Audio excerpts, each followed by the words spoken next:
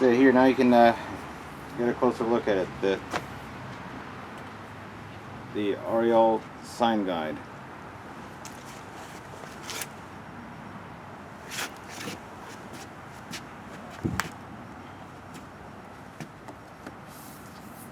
It's a good thing that's there. It's really helpful to show me, to show us, you know, how days on it, what sections, you know, the Mewni calendar would translate to sections of the Earth calendar. Okay, so now I'm here ready to tell you how I would. So now I'm ready to tell you how I'd fix help Disney Channel Daron Nefcy, Dominic Bissignano fix the ending of Star vs. Evil. But to know how to prepare for the end, we'll need to go back to the very beginning.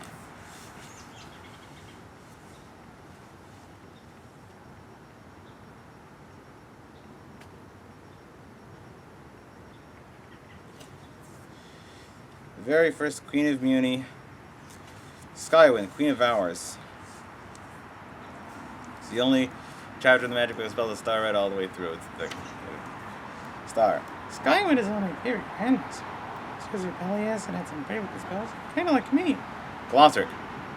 Skywind's chapter. It's also the only chapter star actually read all the way through.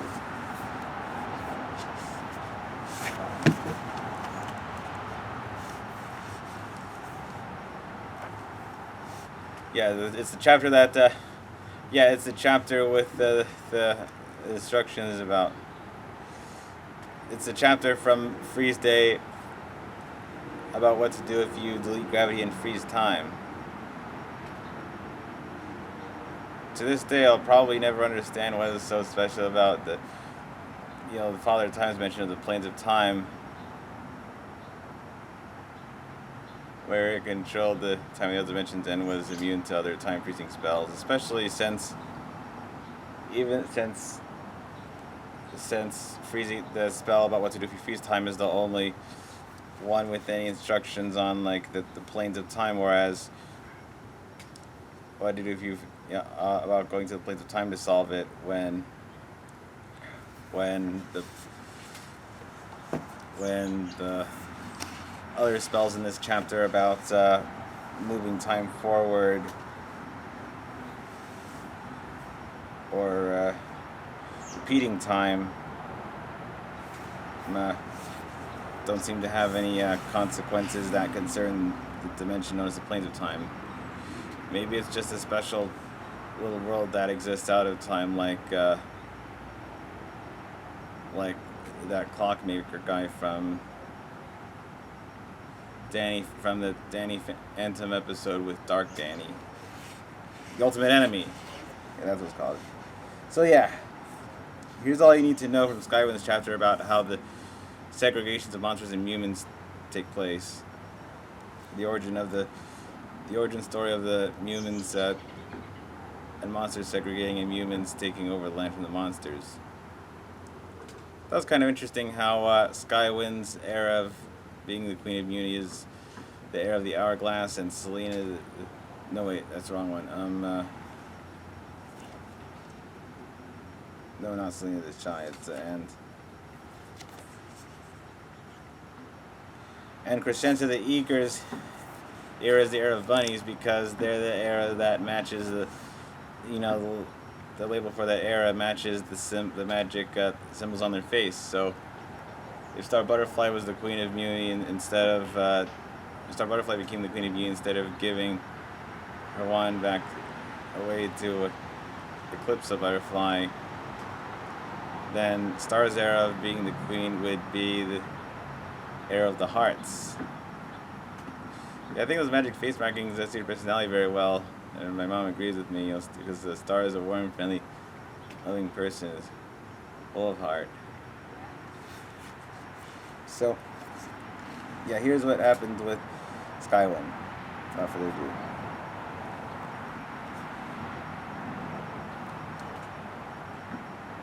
I had been ruling for 2 years, mainly overseeing the rebuilding of the new castle, which was going painfully slow. Many people were at their wits' end, distrustful of the royalty, sick of living in tents, but far too lazy to put in the real work of castle rebuilding. It was then that my mother Lyra came by for a visit.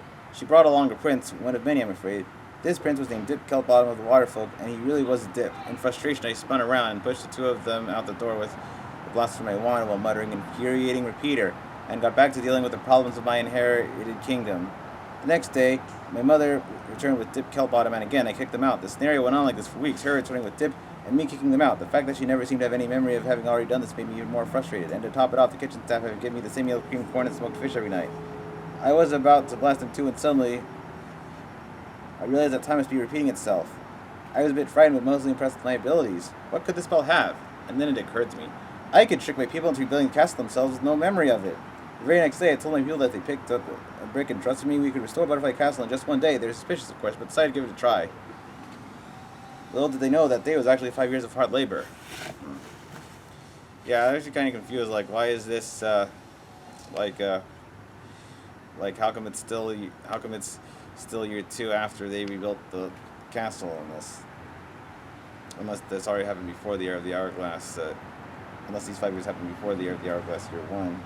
The castle was completed, bigger and more beautiful than ever. All the Mewmins had a new home inside, and most importantly, I won them over. They dubbed me Skywind, Queen of Hours, and paraded me around the grounds.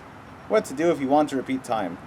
To repeat time, grab your wand with your pinky out. Think of something frustrating like how your mother believes a man is of any importance, and power up your wand as you spin around once clockwise, uttering the phrase, infuriating repeater. Then blast. You'll find time repeating itself over and over again. When you want it to stop repeating, simply do the spell backward. Blast spinning once counterclockwise as you utter the phrase, Geniteru ufni reteeper. That's infuriating repeater spelled backwards, but you still say the backwards words in the same order as the forwards words. Power down your wand with your thumb pointed out, and you will find time acting normal again. Uses for repeating time: studying for an exam, getting the most out of your vacation days, getting to know someone when you're too shy to speak to them like a regular person, tricking your presidents into rebuilding your burnt-out castle. When you're not sure the right thing to say to someone who probably doesn't know you exist and wish to try a bunch of different things so you can hope you sound exciting and they'll remember you better. Hello doesn't get much response, and like your muscles feels awkward, so you'll eventually settle on, how's the weather? Man, wow, it sounds like there's so many great uses for the infuriating repeater spell. Both to help me repeat time when I want to do over something in my life, and to help me declutter the house. You know, I want to help declutter my room because, we kept doing some work each day. We never feel tired if we don't remember doing it the previous day. Selena, Skywind, having everybody repeat themselves. It's kind of like, it's like Groundhog Day. Edge of tomorrow live, die, repeat. Happy that day or Christmas all over again. Except that only instead of one character repeating it, only instead of one character experiencing the same day over and over again and being the only one with any memory of the previous versions of that day. Instead, everybody else is progressing through time normally and forgetting what they did the previous day. Okay, well that was the Year of the Hourglass, year 2. Now on to the Year of the Hourglass, year 4. The never-ending duties of being queen are starting to get to me. Every day I make food for the peasants, and do they ever thank me? No, they just want more and more. They're looking as round as corn cakes. I hope they're not still under the effects of the infuriating repeater spell, or else she only has herself to blame. Or else Skywind only has herself to blame for nobody thanking her for the food she caused to magically be down from the sky. The daily rain of food has made such a mess of my beautiful castle courtyard. It kind of reminds me of that book and film Claudia with a Chance of Meatballs. This is only with magic instead of science. That causes food to rain down from the sky. The food has also attracted monster riffraff, and they have been invading the villages and causing nothing but terror to my poor plump people. Plus, worst of all, Sir Gemrobin now has a girlfriend. I suppose I only have myself to blame. I have been trying to speak to him for 4 years, and have only had the courage to ask him about the weather. I was in a bad way. To make myself feel better, I used my dimensional scissors and traveled to dimension 811. I like this dimension. The only life on 811 is some rock moss and some very stupid flesh and worms. It's quiet and a perfect place to push them into what one's one can do. But unfortunately, she inadvertently exploded the dimension. The Year of the Hourglass, year 10. Well, I know you have not heard from me in many years. A lot has happened. I was quite devastated by my actions after blowing up Dimension 811. It may have only been a dimension of moss and worms, but I truly miss those moss and worms. Having the power shook me to my core. I do not think any queen has pushed the limits of magic as much as I. And I hope no other does. The power is too great. I was falling into a pit of despair, only emerging once a day to make food for my people and then retiring to my quarters. One day my mother came by and told me I was trying too hard, expecting too much, that I shouldn't try to solve all the problems with Mewni, there's far too many, and that I should really brush my hair.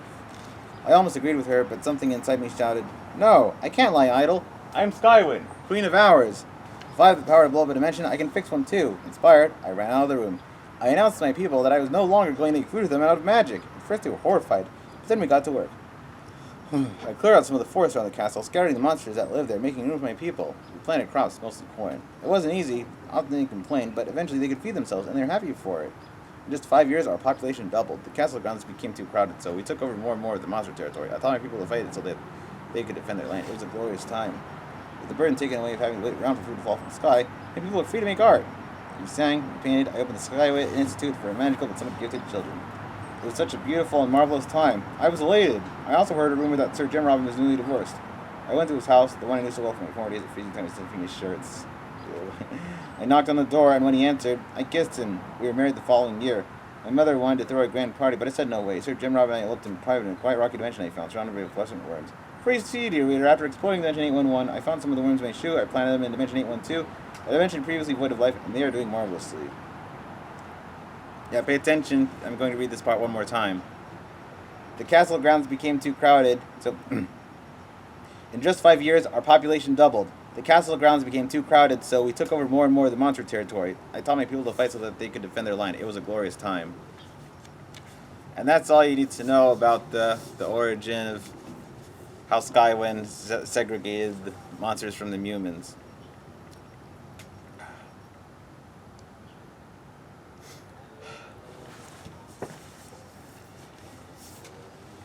You know, Moon used to be a good character until the 5-part finale. You know, if I could take a quote from Jason Mendoza from The Good Place, as Jason Mendoza said to Sean, which is now what I'd like to say to Star's mom, the former Queen Moon. You used to be cool, but you've changed, man. Or in this case, or in Moon's case, you've changed, woman.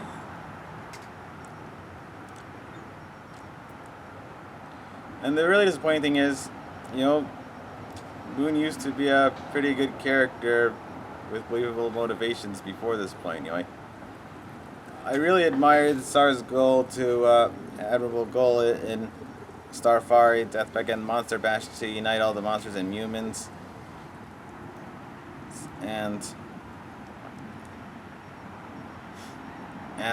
while I missed that energetic, hyperactive side of her since season 1 and parts of season 2, you know, she wasn't battling the same enemies that she once had in season 1, but she always had other forces of evil to battle in further seasons, and it helped to give the show more variety.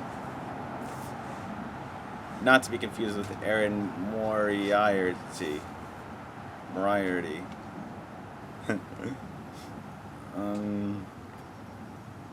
Not to be confused with Erin Moriarty. And the thing is, yeah, Star's good at uniting all the different creatures of Mewni, just like Twilight Sparkle, when she wanted griffins, when she allowed all species of Equestria, not just the dragons and ponies, but also griffins, hippogriffs, changelings, and yaks, to learn about friendship at her new school in season 8. Season 8 of Friendship is Magic. So yeah, I knew Star Zero and Friendship is Magic had tons in common. They both deal fancy role with magic and a few modern elements thrown in. Yeah, the thing is, because of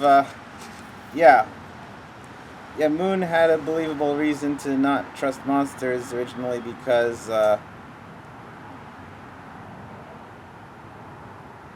in the chapter of in her mother's chapter, Comet the chef,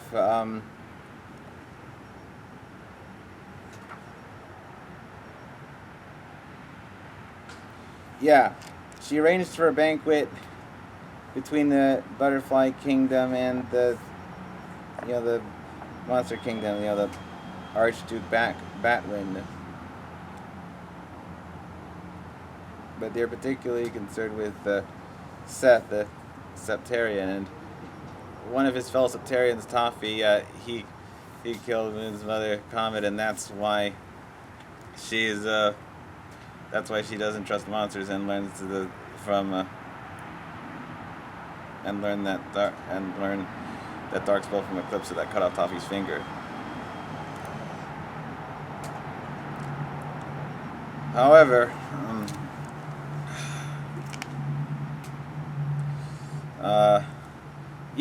the thing is, most of the monsters and other creatures turn out in Starbust Force Field Adventures Magic turn out to be very nice, such as Lobster Claws, Buff Frog, Gabby, the Griffin, and those two changelings. Those two nice changelings, Kevin from Slice of Life and Thorax from the Times They Are Changeling.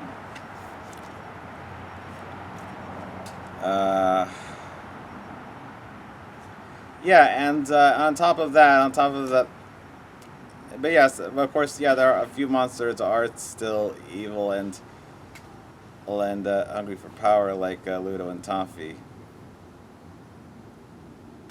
and Mina, and a lot of people and a lot of other people in Mewni also had valid reasons to fear Eclipsa and Globgore. Eclipsa had these. Eclipsa has all these dark spells, and one of them corrupted Marco and Page Turner. But then, and the Spider Bites, the Spider Bites didn't like Star and Eclipsa's welcome party because, Globgore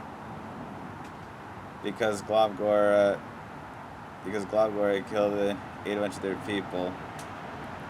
But Eclipsa and Globgore were a nice mutant monster couple who proved that even the darkest of people or monsters can change for the better.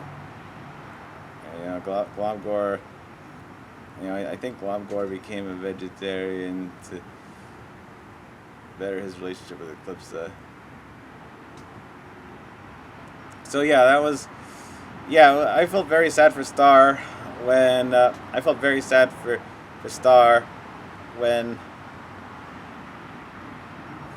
when her mother Moon turned out to be the enemy, because she originally supported Star helping out Eclipsa, and Kitty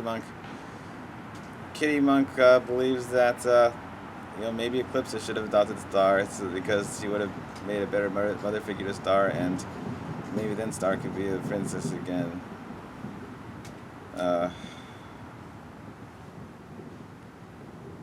Here's my solution of how I would help Disney Channel and Daron Nefcy and Dominic Bissignano fix the finale of Star vs. the Forces of Evil, so that Suki, that's spelled Sukie, and Kitty Monk, among many other people, don't have to be angry about Star vs. the Forces of Evil's 5-part finale forever. Here's how I plan to overwrite Cleaved.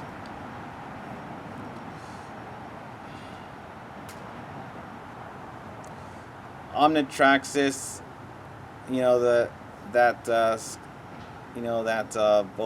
that floating bull skull who can track different universes and dimensions, different versions of Star. He senses that Star Butterfly is about to destroy magic, and his last hope is to bring in Quasar Caterpillar from the alternate universe, from Princess Quasar Caterpillar and the Magic Bell, so that Amanda C. Miller's part there won't go to waste. And then give Quasar Caterpillar explicit instructions on how to warn Star not to do this, and then throw her back in time to the beginning of Cleaved, where she tells Star, Marco, and Hekapoo why they shouldn't destroy magic. For starters, Hekapoo and Star should remember that there are still some good uses for magic for which they have used it, and Star Butterfly wouldn't want to lose her cute little laser puppy friends that she created in the first episode.